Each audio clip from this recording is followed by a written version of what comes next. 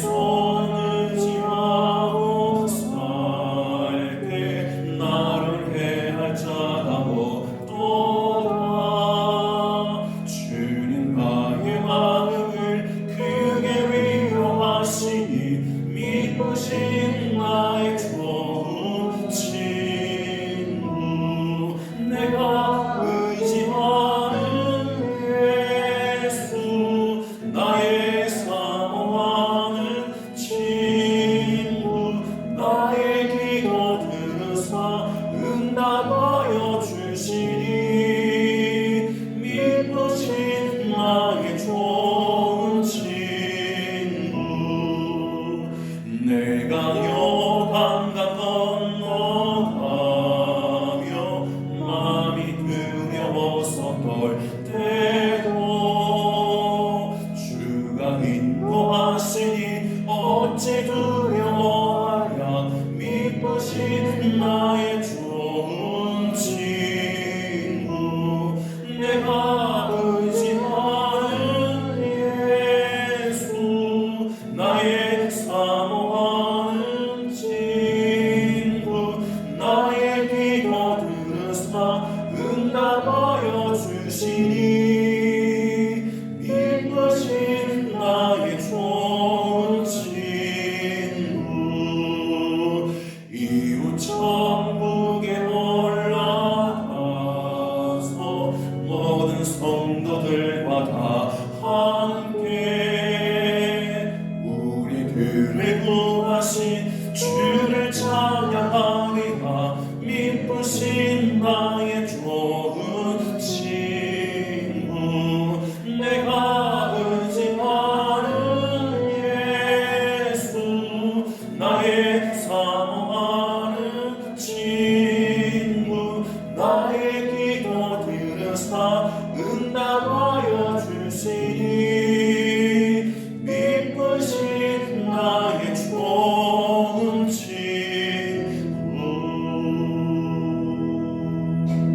아멘. 오늘 다시 하나님 말씀 창세기 37장 25절부터 36절까지 말씀입니다. 창세기 37장 25절로 36절 한 절씩 교독합니다. 25절 말씀 제가 먼저 읽겠습니다. 그들이 앉아 음식을 먹다가 눈을 들어본즉 한 무리의 이스마엘 사람들이 길르앗에서 오는데 그 낙타들의 향품과 유향과 모략을 싣고 애굽으로 내려가는지라. 유다가 자기 형제에게 이르되 우리가 우리 동생을 죽이고 그의 피를 덮어둔들 무엇이 유익할까? 자, 그를 이스마엘 사람들에게 팔고 그에게 우리 손을 대지 말자. 그는 우리의 동생이요 우리의 혈육이니라 하매 그의 형제들이 청종하였더라. 그때에 미디안 사람 상인들이 지나가고 있는지라 형들이 요셉을 구덩이에서 끌어올리고 은 20에 그를 이스마엘 사람들에게 팔매 그 상인들이 요셉을 데리고 애굽으로 갔더라. 르우벤이 돌아와 구덩이에 이르러 본즉 거기 요셉이 없는지라 옷을 찢고 아우들에게로 되돌아와서 이르되 아이가 없도다. 나는 어디로 갈까? 그들이 요셉의 옷을 가져다가 순년소를 죽여 그 옷을 피에 적시고 그의 채색 옷을 보내어 그의 아버지에게로 가지고 가서 이르기를 우리가 이것을 발견하였으니 아버지 아들의 옷인가 보소서 하매 아버지가 그것을 알아보고 이르되 내 아들의 옷이라 악한 짐승이 그를 잡아먹었도다. 요셉이 분명히 찢겼도다 하고 자기 옷을 찢고 굵은 배로 허리를 묶고 오래도록 그의 아들을 위하여 애통하니 그의 모든 자녀가 위로하되 그가 그 위로를 하지 아니하여 이르되 내가 슬퍼하며 수월로 내려가 아들에게로 가리라 하고 그의 아버지가 그를 위하여 울었더라. 그 미디안 사람들은 그를 애굽에서 바로의 신하 친위 대장 보디발에게 팔았더라. 아멘. 계속해서 익숙한 내용들이 눈에 들어오죠. 이럴 때 말씀을 잘 또 새기셔야 합니다. 오늘 본문에 보시면 요셉 루벤이 베냐민이 태어나지 않은 상황이니까 그 유다와 루벤 그리고 야곱 특별히 요셉을 탄 형들 중에 유다와 루벤이 어떤 역할을 하는지 좀 눈여겨보시기를 바랍니다. 오늘 본문에 보시면 유다와 루벤 그리고 아버지 야곱을 통해서 악한 행동을 한 악인들이 어떤 모습으로 살아가는지, 그 악행의 결과가 무엇인지 분명하게 드러납니다. 또 하나님은 왜 이런 죄악을 용납하시는지, 두고 보시는지 그것을 생각해 볼 단서들도 있는 것입니다. 하나님께서 정의로운 하나님이신데, 공의로운 하나님이신데 이 세상에 왜 죄악을 허락하시는가? 그 즉시 벼락을 쳐서 땅을 쪼개어가지고 왜 악인들을 심판하지 아니하시는가 라고 생각할 수 있는데, 왜 그렇게 죄인들을 또 죄악을 허락하시는지에 대해서도 살펴볼 수 있는 단서가 있습니다.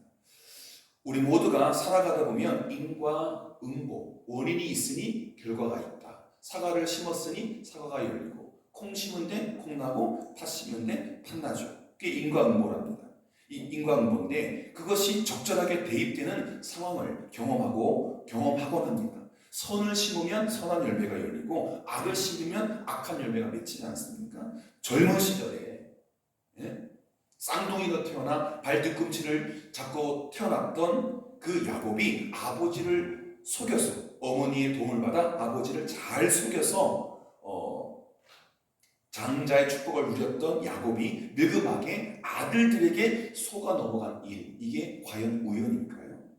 이게 바로 인과응보입니다. 어느 순간에 내가 누구를 잘 속여 먹었지만 어느 순간에 그 더 이상의 속임을 내가 당하는 거예요. 누군가를 속이지 마세요. 훔치지 마세요. 아무도 못 봤다? 아니요. 두 눈을 부릅뜨시는 하나님 보고 계세요.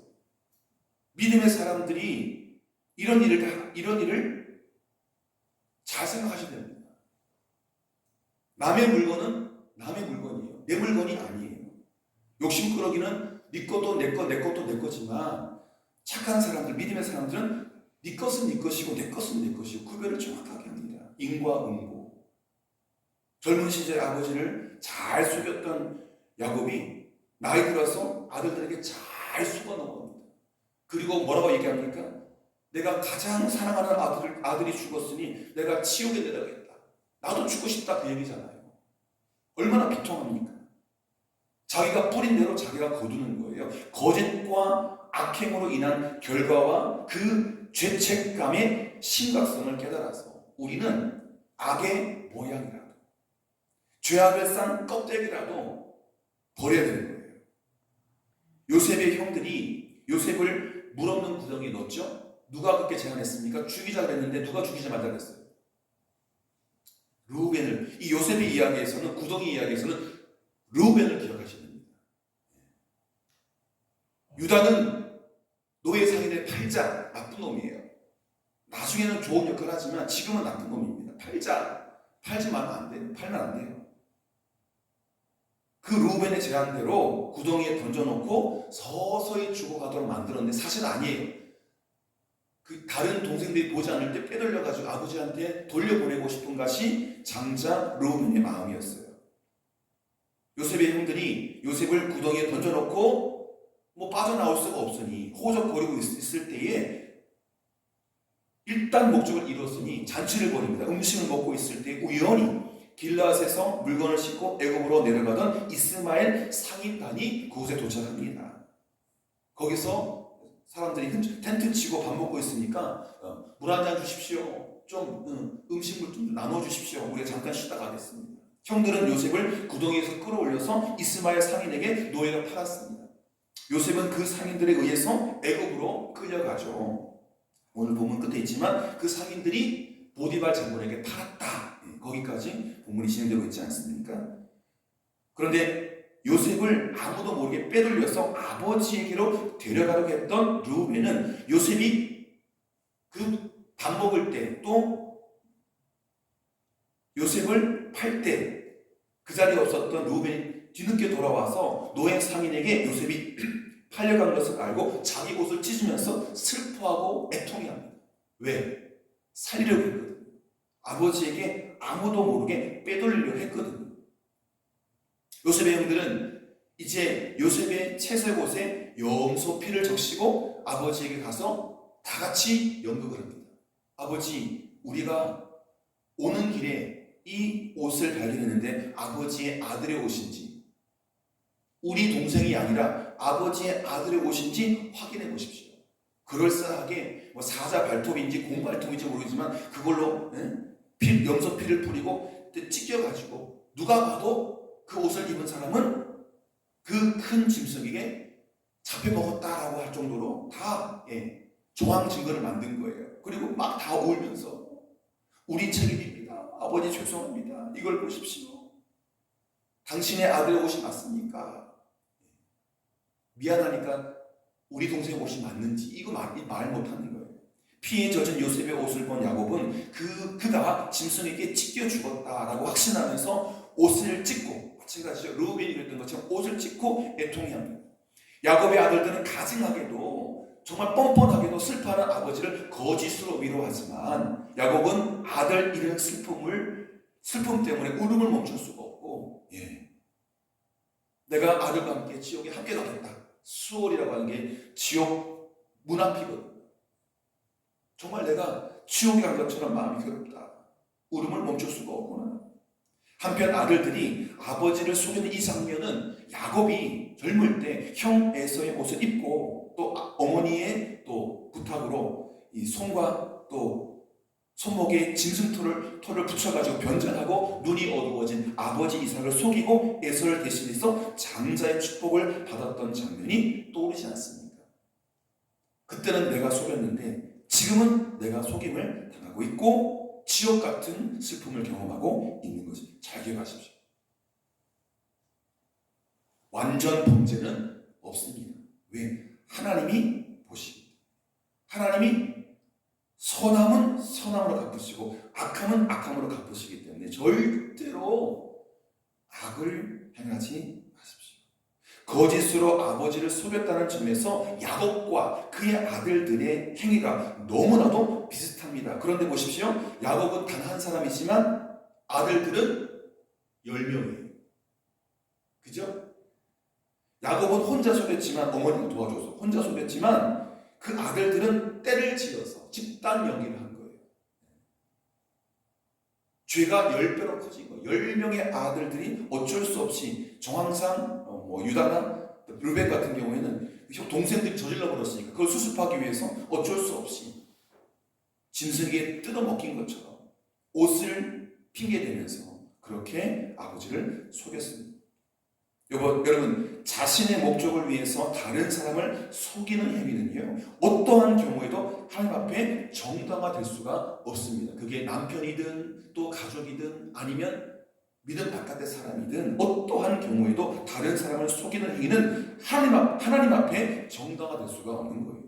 특히 요셉의 형들이 동생을 노예로 팔고서 그가 죽었다고 아버지를 속여 큰 상처를 안긴 것은 누구의 상처를 안긴 것입니다. 아버지에게 상처를 안겼고 지금 요셉에게도 상처를 안긴 것은 하나님 앞에서 심판을 피할 수 없는 악행, 이 가족들에게 행한 악행이기 때문에 이건 극악한 악행입니다.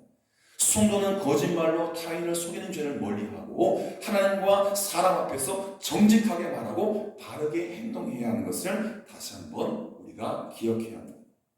그런데 이 악행은 나중에 더 큰 대가를 치른다는 거예요. 여기서 요셉을 팔았던 그 아들들이 나중에 빕니다. 요셉아, 우리 좀 살려도 그때 우리가 정신이 나갔지, 미쳤지, 이럴 줄 몰랐지, 살려도.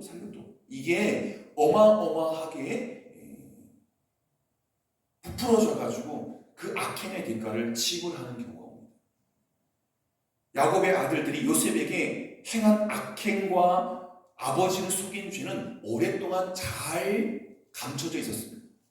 세상에 알려지지 않았습니다. 완전 범죄인 것처럼 보였습니다. 그러나 그 땅에 기근이 들자 애굽으로 식량을 구하러 갔을 때에 그들은 자신의 악행을 돌아보면서 죄를 고백했습니다. 여러분 나중에 집에 가셔서 꼭 찾아보십시오. 창세기 42장 21절을 보면 요셉이 정체를 숨기고 지금 요셉이 뭐가 돼 있습니까? 그 사이에 국무총리가 돼 있습니다. 애굽의 국무장관. 예. 여러분 우리나라 지금 국무장관, 국무총리가 누굽니까? 어마어마한 사람이죠. 대통령 다음에 그 다음이잖아요. 2인자. 그 자리에 지금 요셉이 가 있는 거예요. 근데 정체를 숨기고 그들 중에 한 사람, 형들 중에 한 사람을 옥에 가두고 막내 동생 보고 싶은 베냐민을 데리고 오라 라고 협박합니다.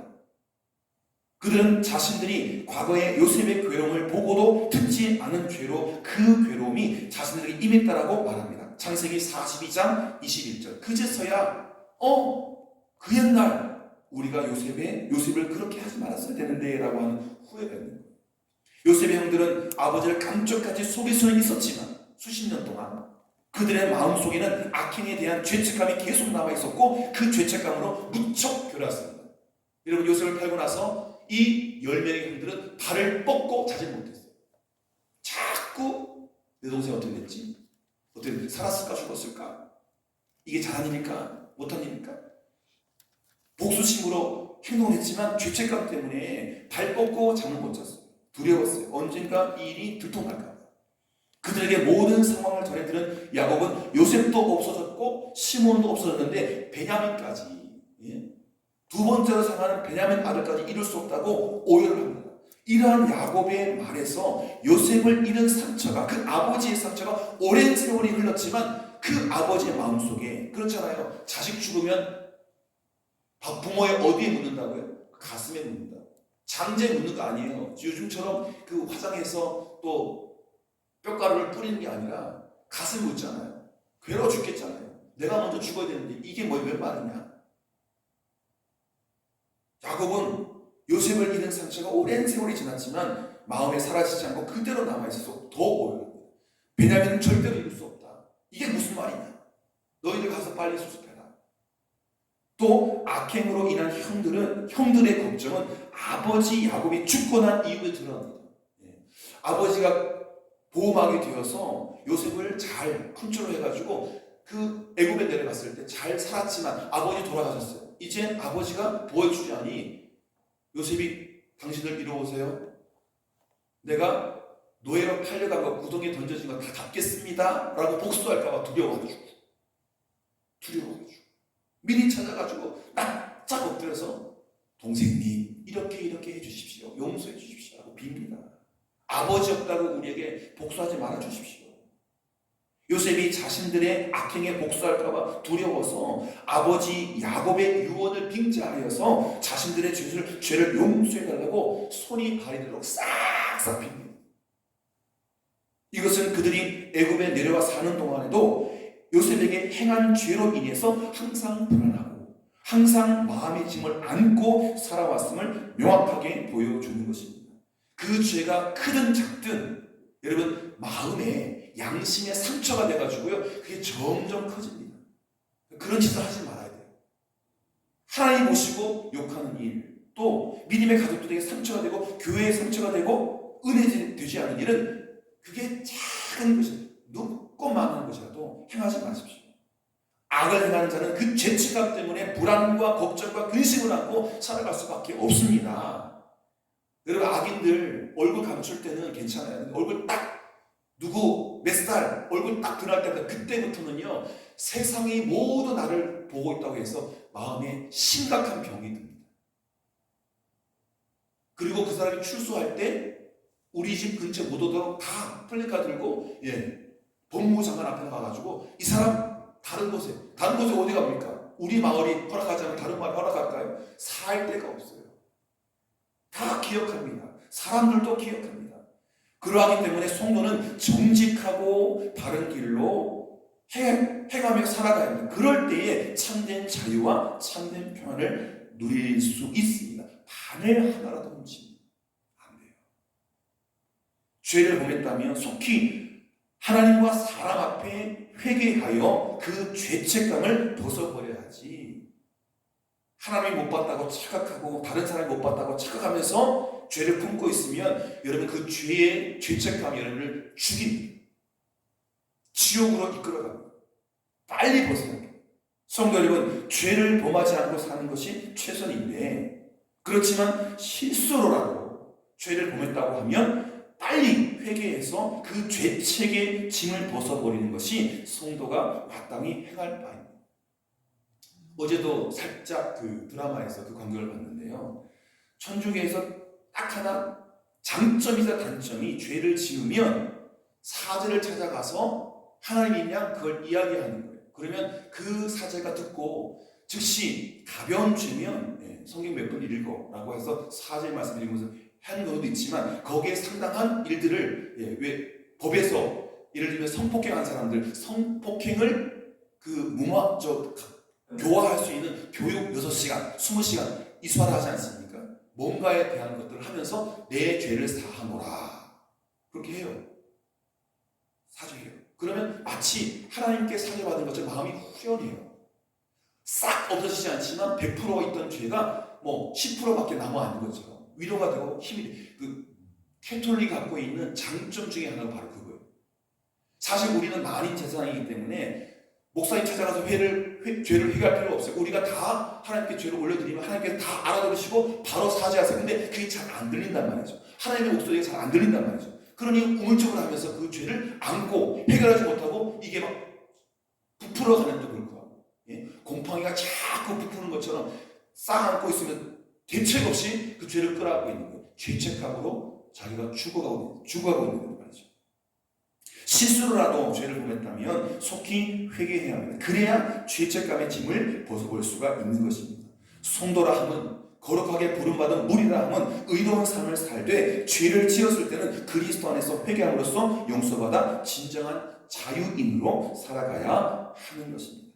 오늘 요셉의 형들 그리고 과거에 자신이 저질렀던 일들을 잊어버리고 아들들에게 속아 넘어간 야곱 그것들이 악행을 뿌리면 악행을 거둔다는 인과 응보의 그 삶의 법칙이자 믿음의 법칙을 보여주는 것입니다.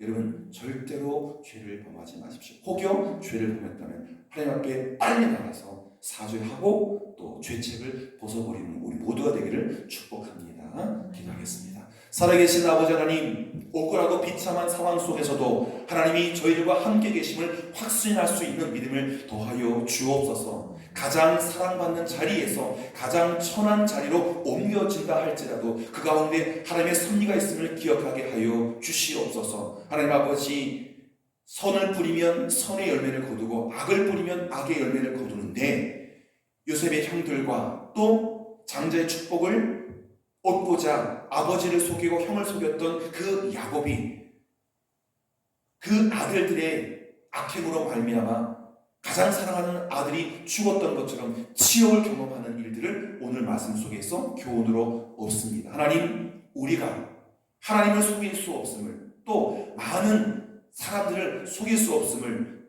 기억하면서 혹여라도 실수로 저지른 범죄가 있다면 하나님 우리가 주님 앞에 토설하며 회개하오니 우리의 죄를 씻어 주시옵시고 우리의 마음에 죄책감이 남아있지 않도록 주의 보혈로 덮어 주옵소서. 이 모든 말씀 예수님의 이름으로 기도드립니다. 아멘. 하늘에 계신 우리 아버지 이름을 거룩하게 하시며 아버지의 나라가 오게 하시며 아버지의 뜻이 하늘에서와 같이 땅에서도 이루어지게 하소서. 오늘 우리에게 일용할 양식을 주시고 우리가 우리에게 잘못한 사람을 용서하여 준 것 같이 우리 죄를 용서하여 주시고 우리를 시험에 빠지지 않게 하시고 악에서 구하소서. 나라와 권능과 영광이 영원히 아버지의 것입니다. 아멘. 오늘도 마음을 같이 하여 받은 말씀을 마음에 새기면서 우리 자신을 위해서 또 믿음의 가족들을 위해서 기도해 주시고 목요일 새벽에 함께 더 소중한 더 중요한 중보적 기도 제목 말씀을 드리겠습니다. 여러분 이 세계 가운데 한 민족임에도 불구하고 통일되지 않고 살아가는 나라가 몇 개가 있을까요? 단 하나입니다. 대한민국.